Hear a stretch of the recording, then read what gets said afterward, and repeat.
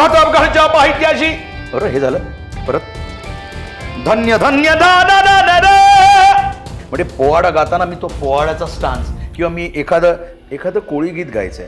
अरे फाटकी ही नोट मन घेवाची नाही, धंद्यात खोट मन खावाची.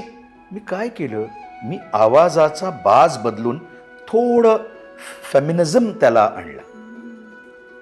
तर हे बाबाने आमच्या शिकवलं. म्हणजे त्या गाण्याला त्याप्रमाणे तुमचा आवाज पण बदलत गेला पाहिजे, तुमची शैली बदलत गेली पाहिजे, तुमचा अंदाज बदलत गेला पाहिजे आणि तुमची बॉडी लँग्वेज पण बदलली पाहिजे. जर मी एखादं पेंद्याचा करतोय तर पेंद्याचा मॅनरिझम मला आला पाहिजे. जो त्याचा शेंबूड इथनं गळतोय, आता बाबा असा करायचा, हे का करायचा, त्याने त्यांचं बारीक लक्ष बघा किती आहे गाताना, की त्या पेंद्याचा शेंबूड बाहेर आलाय आणि तो शेंबूड चांगल्या आणि तो कितना सी काय वर्कआउट आहे.